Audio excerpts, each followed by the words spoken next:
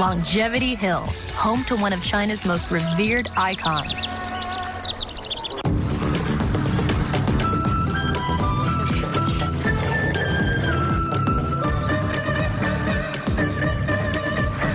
Beijing. Just when you think you've seen it all, this city will surprise you. You can't even see to the other end. A short boat ride out of town, and a whole new world opens up. This is the summer home of China's royalty, an opulent palace on the outskirts of the city, and it's also the biggest garden in the country. Okay, a lot of stairs on the way to the top of Longevity Hill. Very few escalators were built during imperial times. It's kind of a bummer. Oh my gosh, but look at this. This view is completely worth it. Wow. You know, when you're in Beijing, you're always looking up and you're mesmerized by looking up, but looking down is glorious.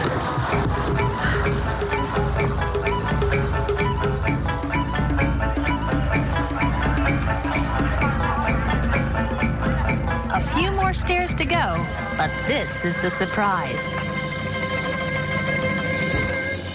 So it's not all about the views here, okay? Once you get to the top, you get to see what's considered to be one of the grandest buildings here at the Summer Palace. It's called the Tower of the Fragrance of Buddha, and it is an architectural treasure, as you can see, but there's also a masterpiece inside. This is the tower's magnificent centerpiece, a bronze, thousand-handed Buddha gilded in gold. It's incredible to see a revered spiritual icon in the middle of communist China, given the fact that for decades religious worship was forbidden under Chairman Mao. As a tourist, my climb to the top was all about these views. But for many practicing Buddhists in China, this is a pilgrimage.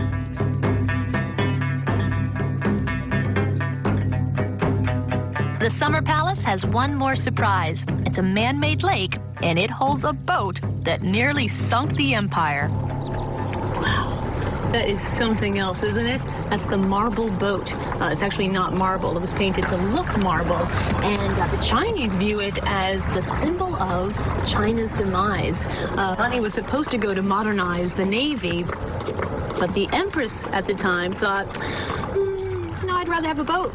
And so she built this. And what's interesting is that she built this boat to symbolize the power of imperialism. She might have been wrong.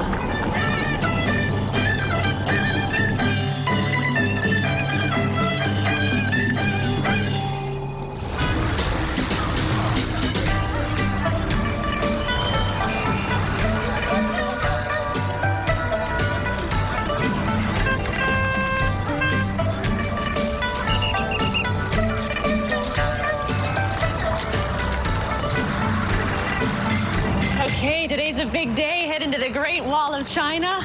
It's just amazing. I can't believe I just said that came out of my mouth. Wow. Anyway, it's a 2-hour drive, pretty substantial. However, there are a few ways you can get there from Beijing. You can take a taxi, believe it or not. There are buses. You can hop on a tour, of course, or just have your hotel arrange it for you. Great Wall of China. Unbelievable.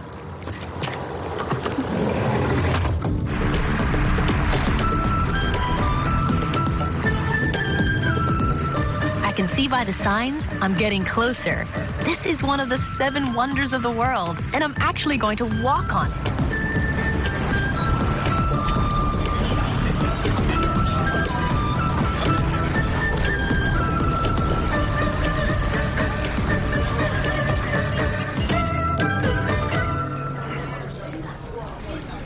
I didn't picture this when I imagined my arrival to the Great Wall. You can buy stuff.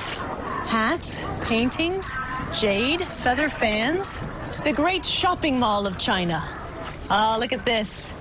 I have climbed up the Great Wall t-shirt, but I haven't climbed it yet. I gotta go. And I got a few options for the Great Wall, to the Great Wall to the right. Let's check out the cable car. 4,000 miles of wall, longer than the entire United States. First, I have to buy a ticket. And believe it or not, the best way to get up to the wall is in a cable car. Huh, sounds good to me. I want to save my energy for the hike.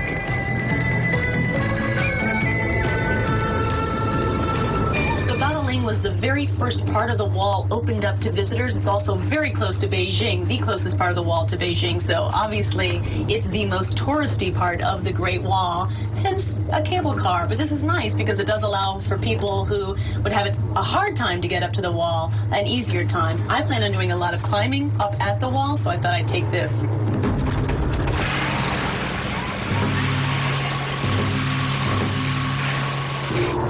Would you look at that? Right here it is. Unbelievable. Wow. You got to make it past a lot of modern distractions, but look at that. The payoff is fantastic.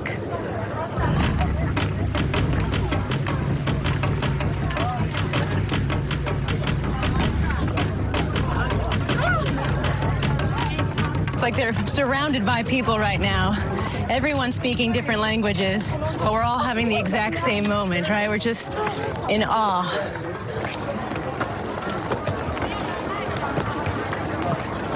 The question is, where are we going towards? You know, we're actually at the wall, right? So where are we all going? It's like there's a football game or something. Oh, wow. The view just gets better and better, though.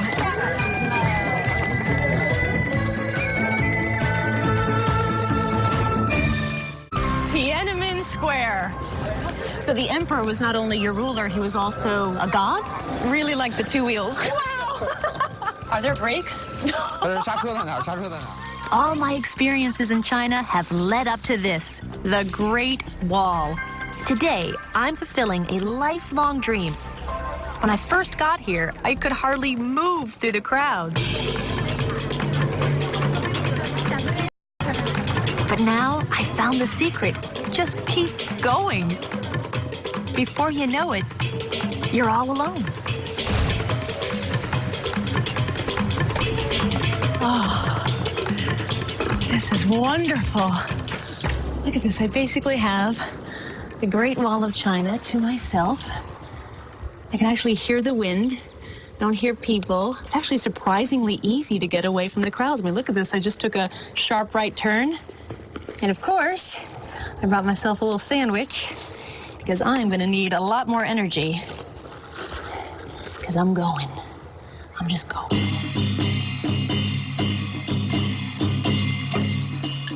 The farther you hike down the wall, the more spectacular the views get. It's beautiful, isn't it? Just the landscape. If you can imagine that it hasn't changed for 1,000 years. It just looks exactly the same. This is what Genghis Khan saw when he came over.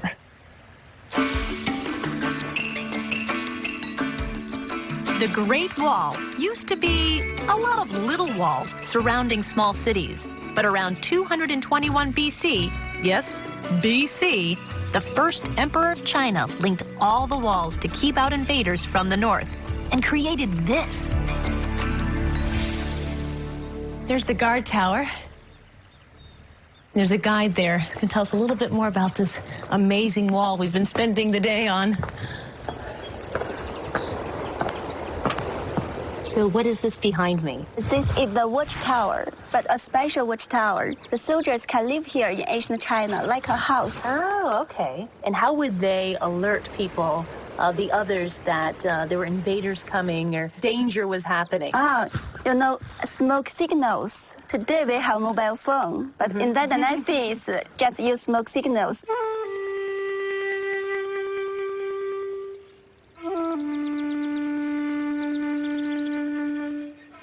If the enemy is 100, one smoke, 500, two smokes, 1,000, three smokes, like this. So it's very clear.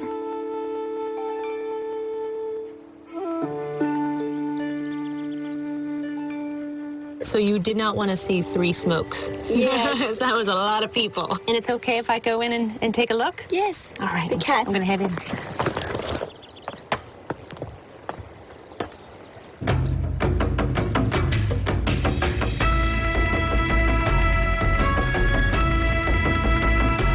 During the Ming Dynasty, nearly 1 million guards lived and worked on the wall, right where I'm walking at the moment.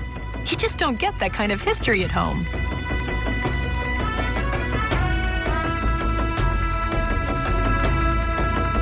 You I was wondering before I came here if by merely standing on the Great Wall of China, if I would be able to feel the power of its ancient history. I mean, this is one of the greatest masterpieces of mankind, and you do.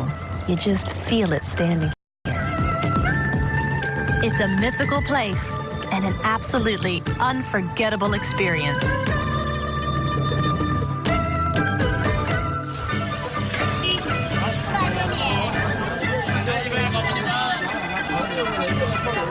I've had a remarkable tour of Beijing, but there's one last thing I'm told I have to see: the Wanfujing night market. Okay, so I have finally made it to the night food market. Locals here call it Snack Street, and I gotta be honest with you, I've been sort of putting this off because, well, the snacks here are not the typical snacks that I would eat.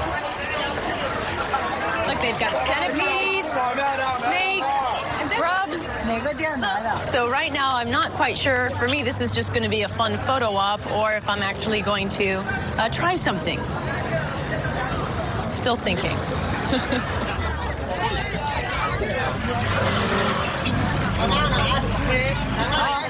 I'd love banana ice cream right now. No, that's for wimps. I'm going for the good stuff.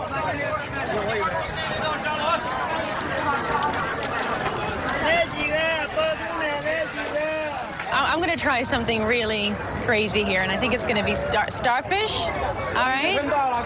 I'll try. One. Yeah, what are you going to do with it? Oh, he's deep frying it right now. I have this theory that anything deep fried has to be good. It could be tested right now. Wonderful. No, thank you. Starfish. I'm so nervous. Oh, thank you. Like a fairy godmother. Just, huh? Very good. It's good?